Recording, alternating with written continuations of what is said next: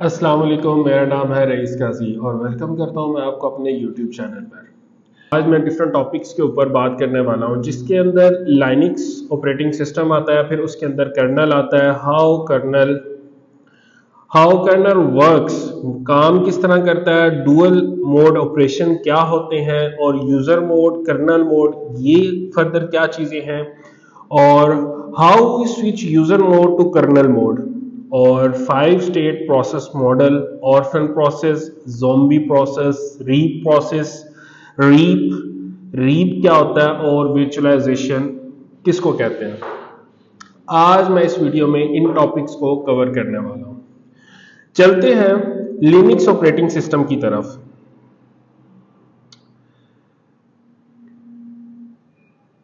Linux operating system, Linux जो operating system है ये एक हार्डवेयर के ऊपर इंस्टॉल होता है। हार्डवेयर मशीन के ऊपर इंस्टॉलेशन होती है और ये हार्डवेयर और यूजर के दरमियान, यूजर हम लोग जो होते हैं जो मशीन को यूज करते हैं उनके दरमियान और हार्डवेयर मशीन के दरमियान जो कम्युनिकेशन करवाता है उसको ऑपरेटिंग सिस्टम कहते हैं। वो विंडो का ऑपरेटिंग सिस्टम भी हो सकता है, वो लिनक्स भी हो सकती है, यूबंटू भी होती है, कोई भी ओएस हो सकता है, लेकिन हम यहाँ पे स्पेसिफिक लिनक्स ऑपरेटिंग सिस्टम के ऊपर ही बात करने वाले हैं। इसकी हायरार्की कुछ इस तरह होती है, आप इधर देख सकते हैं ऑपरेटिंग सिस्टम की हायरार्की। यूजर जो हम एंड यूजर बैठे होते हैं, हम कोई भी एप्लीकेशन यूज करते हैं और उसके अंदर वेब ब्राउजर, डेवलपमेंट, इवन कोई गेम भी हम अगर फॉर एग्जांपल यूज कर रहे होते हैं, कुछ भी यूज कर रहे होते हैं, तो हम एप्लीकेशन के ऊपर ही काम कर रहे होते हैं। लेकिन बैकएंड पे ऑपरेटिंग सिस्टम जो होता है वो सारी की सारी कम्युनिकेशन हार्डवेयर के साथ कर रहा होता है। बेसिकली हमारे दरमियान इंटरमीडिएट के तौर पे ये काम करता है ओएस। अब कर्नल, लिनक्स ऑपरेटिंग सिस्टम के अंदर कर्नल एक अहम चीज है, इसको समझना पड़ेगा। कर्नल होता क्या है? Kernel basically set of codes होते हैं जिनको हम कर्नल में यूज करते हैं, ठीक है।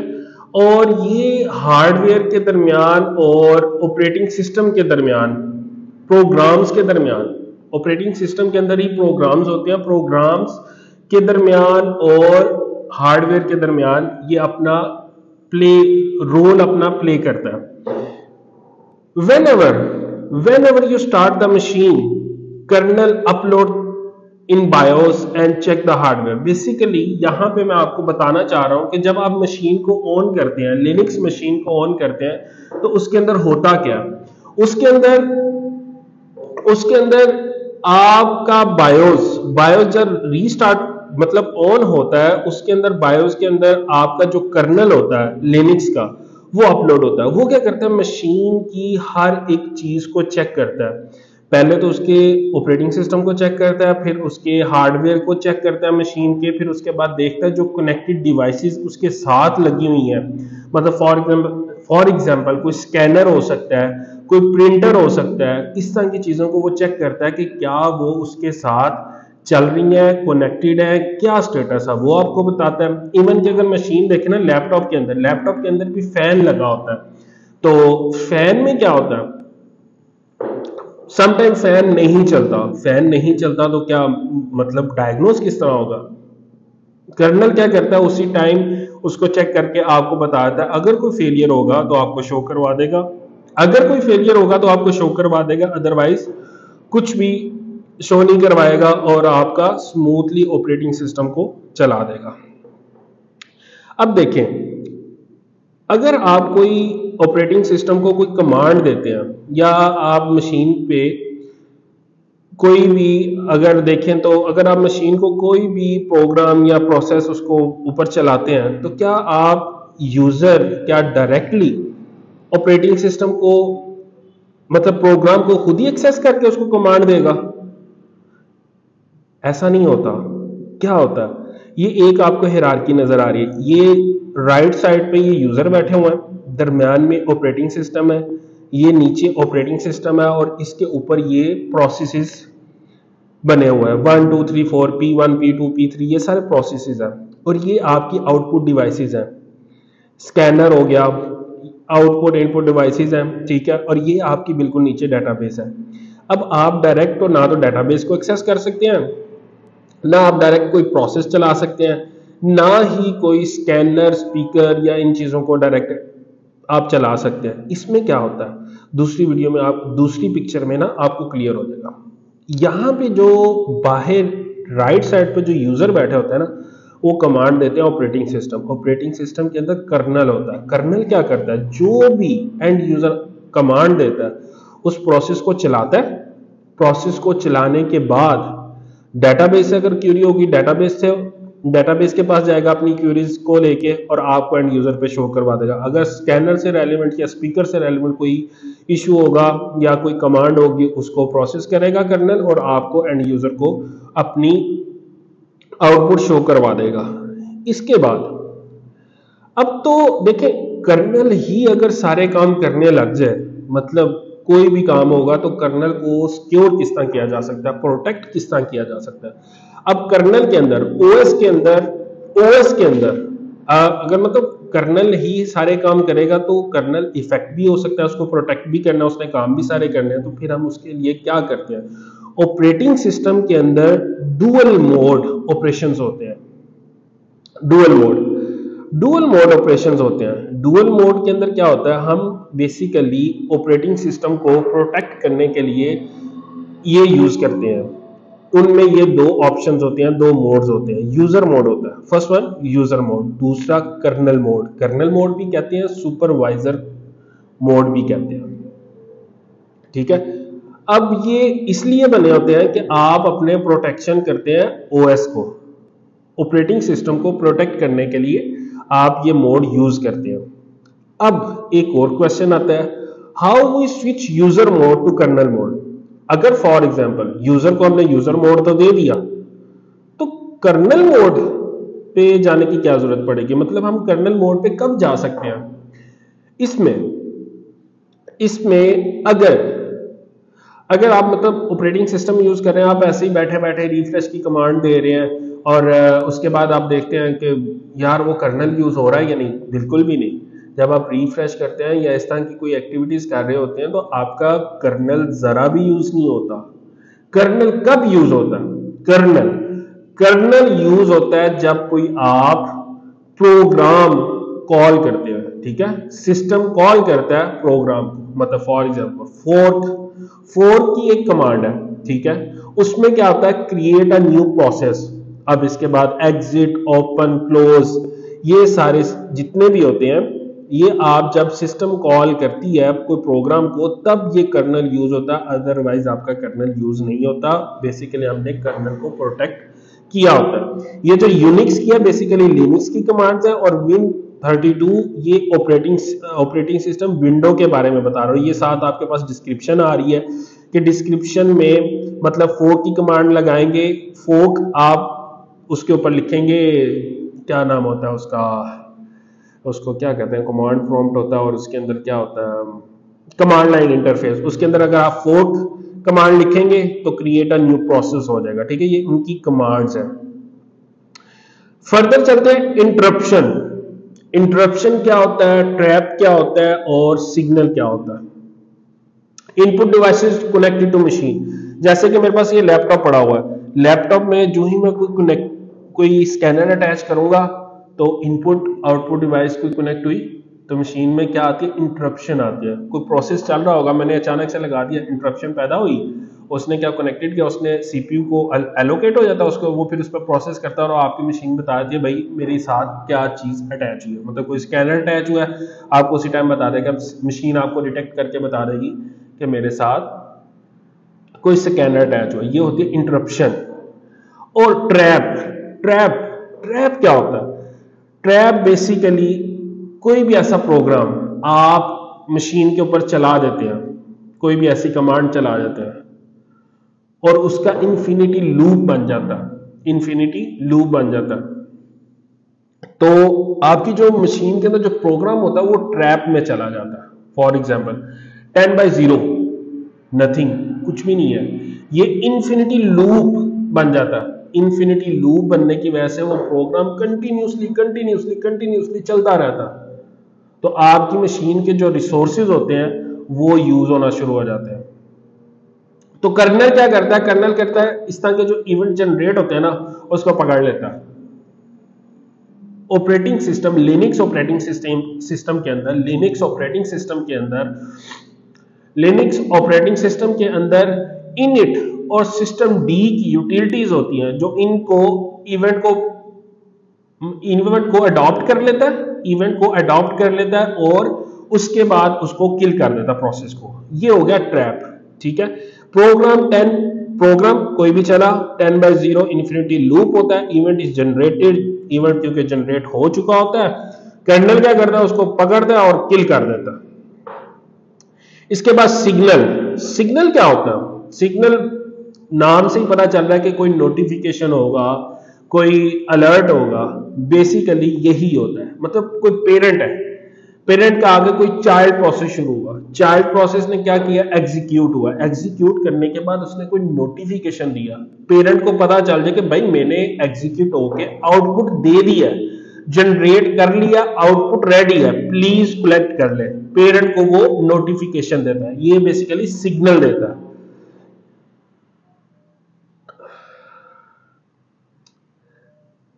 अब बात करते हैं 5 state process model. 5 state process model क्या होता है, क्रिएट अ प्रोसेस, इसके अंदर 5 स्टेट होती हैं। Number 1 new, number 2 ready, number 3 running, number 4 waiting, number 5 terminated.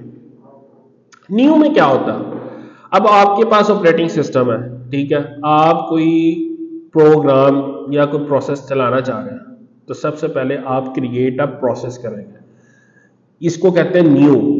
Process create हुआ लेकिन अभी किसी को एलोकेट नहीं हुआ, कोई सीपीयू नहीं मिला, कुछ नहीं हुआ, ये कहते हैं new, create a new process.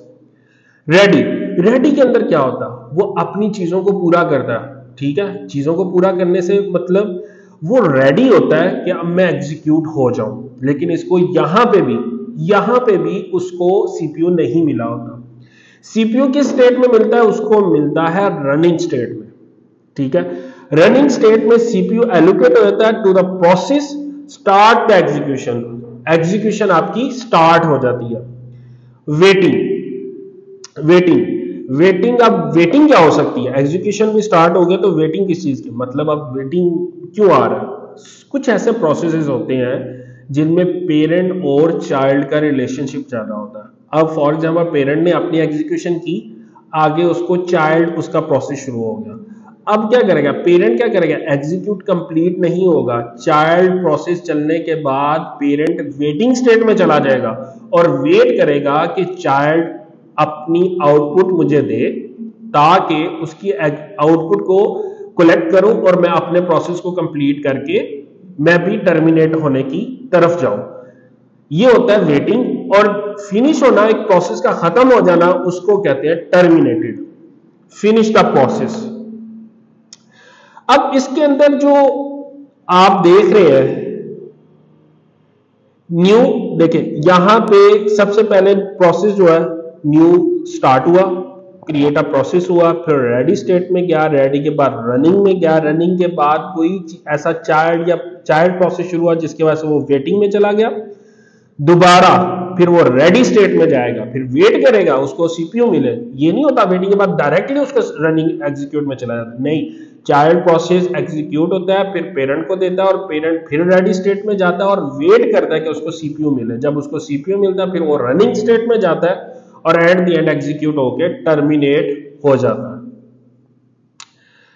अब यहां पे आप देख रहे होंगे कि यहां पे रनिंग से वेटिंग, वेटिंग से रेडी, रेडी से फिर रनिंग, फिर टर्मिनेटेड। ये सीपीयू एलोकेट करता कौन है, सीपीयू का एक एल्गोरिदम होता है जिसके अंदर सीपीयू को एलोकेट करने के लिए डिस्पैचर होता है, बेसिकली रिस्पॉन्सिबल होता है कि आपको सीपीयू एलोकेट करके दे। मतलब कोई पहले प्रोसेस चल रहा है, उसका प्रोसेस हो गया, खत्म हो गया, फिर उसे सीपीयू पकड़ता है और रेडी जो स्टेट में बैठे हो उनको सीपीयू अलॉट कर देता है, और ये सारा काम डिस्पैचर का होता है।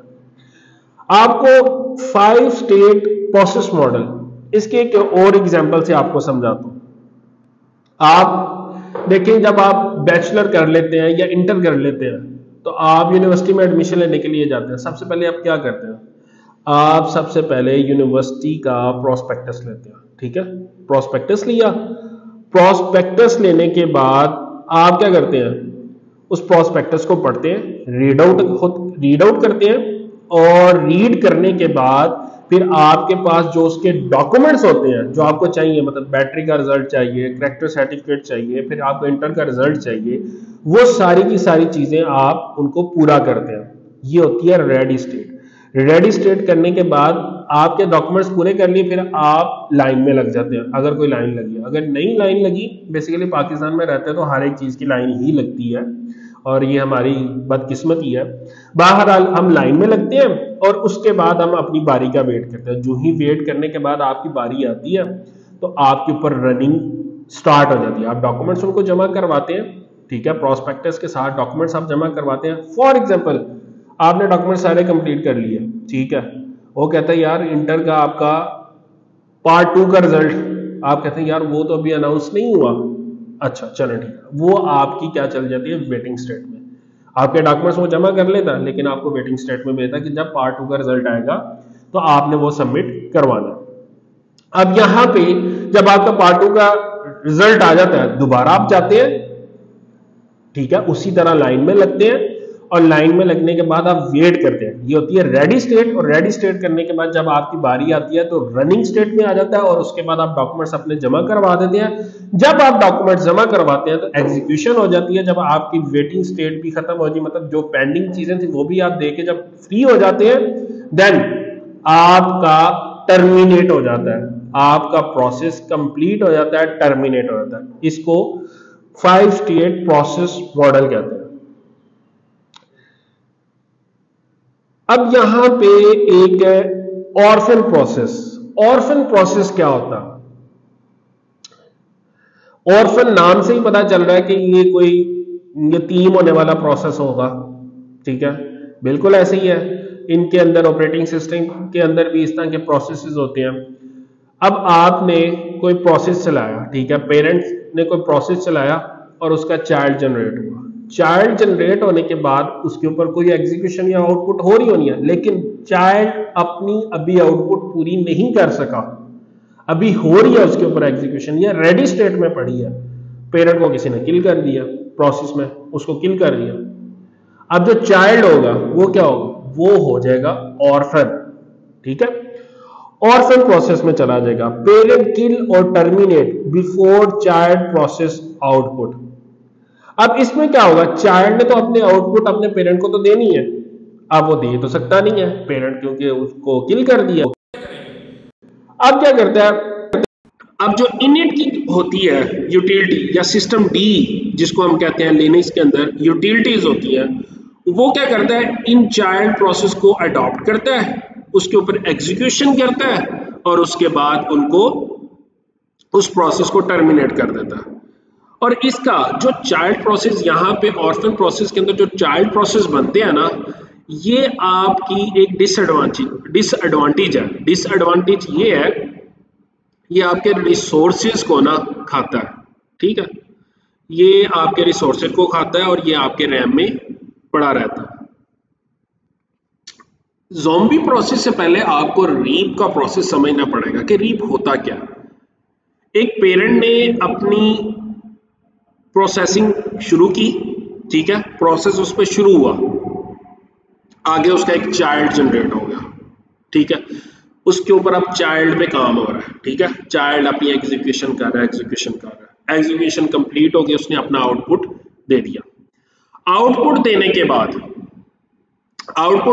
बाद क्या हुआ, आउटपुट देने के बाद उसने एक नोटिफिकेशन दे दिया, सिग्नल दे दिया कि भाई मेरी एग्जीक्यूशन कंप्लीट हो गया। अब जो पेरेंट है ना, पेरेंट वो ऐसे नहीं पकड़ लेगा कि मैं एग्जीक्यूशन पकड़ ली, भाई उसकी एग्जीक्यूशन हो गई है मैं पकड़ लूं, नहीं, वो रीप करता है। रीप का क्या मतलब होता है, कलेक्ट करता है बच्चे से, चाइल्ड प्रोसेस से उसकी जो आउटपुट होती है उसको कलेक्ट करता है, ठीक है, और कलेक्ट करने के बाद चाइल्ड प्रोसेस को टर्मिनेट करता है।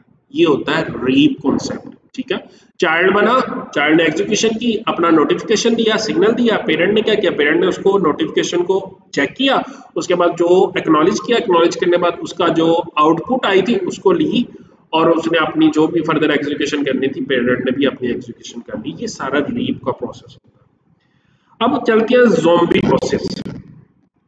ज़ॉम्बी प्रोसेस में ऐसा, उस प्रोसेस को कहते हैं जिसके अंदर parent not receive the exit status of child process. ठीक है, पेरेंट जो होता है रिसीव नहीं करता एग्जिट मतलब output of child process. It will become the zombie process. It will become the zombie process मतलब एक और चीज, parent will be in waiting state while child already terminate without giving exit status. अब ये समझने वाली बात है। देखिए ज़ॉम्बी प्रोसेस के अंदर क्या हुआ, पेरेंट ने कोई प्रोसेस शुरू किया, उसके अंदर चाइल्ड क्रिएट हुआ। चाइल्ड ने क्या किया, चाइल्ड ने अपनी एग्जीक्यूशन की, आउटपुट दी, नोटिफिकेशन नहीं दिया, उसने एग्जिट स्टेटस नहीं दिया, आउटपुट नहीं दिया, पेरेंट ने कलेक्ट नहीं किया और चाइल्ड अपने आप को टर्मिनेट कर गया, खत्म कर गया। अब क्या होगा, पेरेंट वेट कर रहा है चाइल्ड मुझे आउटपुट दे ताकि मैं अपना प्रोसेस कंप्लीट करूं। चाइल्ड वहां से खत्म हो गया, उसने आउटपुट की दिया और पता नहीं कहां पे दिया और खत्म हो गया। अब क्या होता है, इस स्टेट में ये बन जाता है ज़ॉम्बी प्रोसेस, क्योंकि ये चलता रहता है। चाइल्ड को जो सीपीयू चाहिए था इसने लेके आउटपुट दे के चला गया, टर्मिनेट हो गया, किसी भी वजह से टर्मिनेट हो गया, पेरेंट को नहीं मिला। अब क्या होगा, इसमें क्या होगा, पेरेंट को किल कर दिया जाएगा। ठीक है, पेरेंट को किल करने के बाद अब जो आउटपुट है चाइल्ड की वो तो किसी ने कलेक्ट करनी है ना। ठीक है, चाइल्ड ने बना दी हुई है और पेरेंट किसी भी वजह से उसको कलेक्ट नहीं कर सका और चाइल्ड टर्मिनेट हो गया। अब क्या होगा, उसके प्रोसेस को, पेरेंट को किल कर दिया, ये प्रोसेस क्या हुआ, चाइल्ड प्रोसेस। चाइल्ड प्रोसेस को पकड़ा, पकड़ने के बाद उसके आउटपुट रिसीव की और उसको एग्जीक्यूट करके खत्म कर दिया। और ये किसका काम है, ये इन इट और सिस्टम डी यूटिलिटीज होती है ऑपरेटिंग सिस्टम के अंदर, उनका काम है, वो सारे प्रोसेस को कर दिया। और इसके अंदर एक मजे की बात है, ये जो चाइल्ड प्रोसेस होता है ना, ये आपके रिसोर्सेज को नहीं खाता क्योंकि एग्जीक्यूशन हो चुकी होती है, आउटपुट रेडी होती है। इस वजह से ये आपकी रैम के अंदर ना तो लोड होता है और ना ही आपके रिसोर्सेज को खाता है। अब एक चीज और बता दूं, प्रोग्राम्स बेसिकली जो आप डायरेक्ट ऑपरेटिंग सिस्टम में कोई कमांड्स वगैरह देते हैं ना, वो कोई कर्नल नहीं कर रहा होता, उसका एक प्रोग्राम बनता है। प्रोग्राम के अंदर प्रोसेसेस होते हैं, मल्टीपल प्रोसेसेस होते हैं, सिंगल भी हो सकते हैं, मल्टीपल भी प्रोसेसेस होते हैं। और प्रोसेसेस के अंदर थ्रेड्स होते हैं। प्रोग्राम होता है, सबसे पहले प्रोग्राम होता है, फिर उसके बाद प्रोसेस होता है और उसके बाद उसके अंदर थ्रेड्स होते हैं और थ्रेड्स के बाद जो आपके थ्रेड्स बनते हैं वो कर्नल के पास जाते हैं और कर्नल फिर एग्जीक्यूशन करता है। फिर अब बात आती है वर्चुअलाइजेशन। वर्चुअलाइजेशन होती क्या, मतलब एक मशीन, मेरे पास यही मशीन पड़ी है, लैपटॉप है मेरे पास। अब मैं क्या करूंगा, इसके अंदर मेरे पास विंडो 10 चल रही है, अब मुझे लिनक्स चाहिए। ठीक है, अब मैं क्या करूंगा, मैं इसके अंदर मैं क्या करूंगा, मैं इसके अंदर एक ओरेकल इंस्टॉल कर लूंगा, वर्चुअल बॉक्स इंस्टॉल कर लूंगा, उसके ऊपर फिर मैं मल्टीपल मशीन्स क्रिएट कर लूंगा। ठीक है, ये होती है वर्चुअलाइजेशन। एक मशीन को यूज करते हुए आप मल्टीपल मशीन्स बना लेते हैं। ठीक है, अब वर्चुअलाइजेशन के अंदर भी दो तरह के, अब वर्चुअलाइजेशन के अंदर भी दो तरह की टाइप्स होती हैं। ठीक है, टाइप 1 होती है, टाइप 2 होती है, वो भी मैं आपको आगे चल के बताऊंगा कि वो क्या होती है।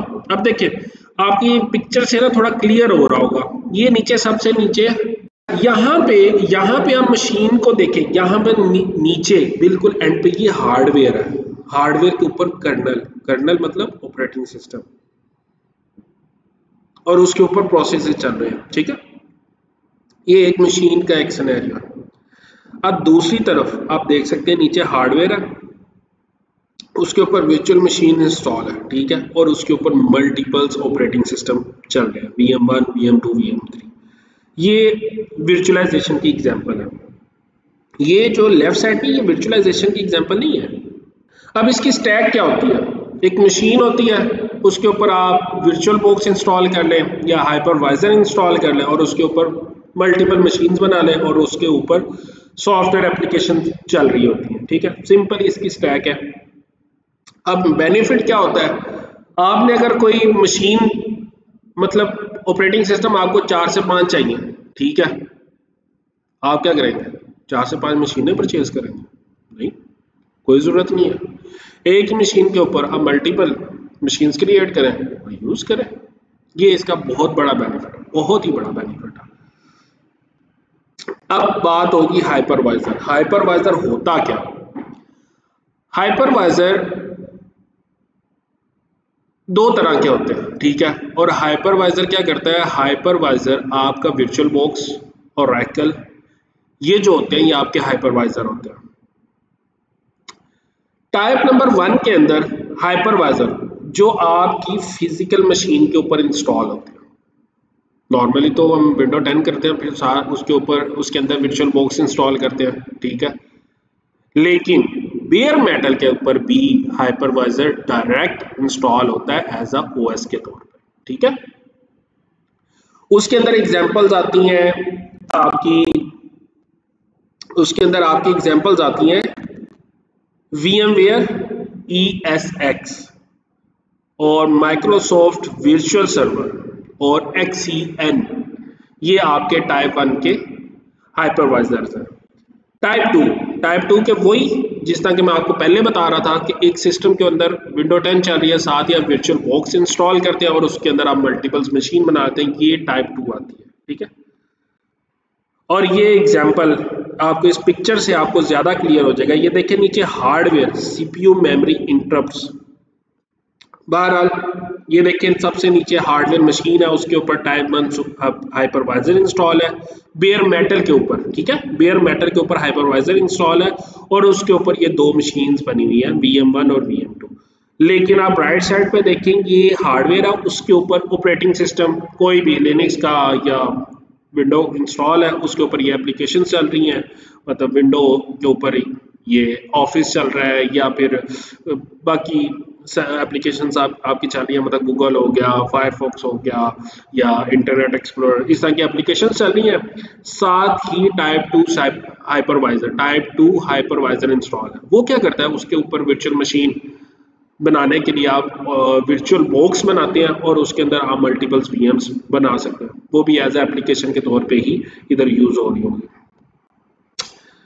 आज बेसिकली हमने जो कवर किया है, नंबर 1 लिनक्स ऑपरेटिंग सिस्टम, फिर number 2 kernel, number 3 how kernel works, काम किस तरह करता है, नंबर 4 डुअल मोड ऑपरेशंस क्या होते हैं, आगे हमने पढ़ा यूजर मोड भी पढ़ा क्या होता है, फिर उसके बाद कर्नल मोड, सुपरवाइजर मोड उनको पढ़ा, फिर उसके बाद 5 state process of model, 5 state process model को हमने पढ़ा, रीड आउट किया।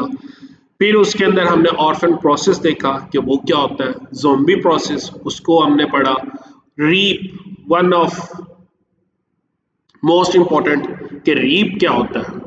अगर आपको रीप का नहीं पता तो जारी बात है आपने सुन लिया होगा पहले वीडियो के अंदर के ज़ोंबी प्रोसेस का आपको समझ नहीं आ सकती, इस वजह से रीप का कॉन्सेप्ट होना ज़रूरी है। फिर उसके बाद वर्चुअलाइजेशन लास्ट में।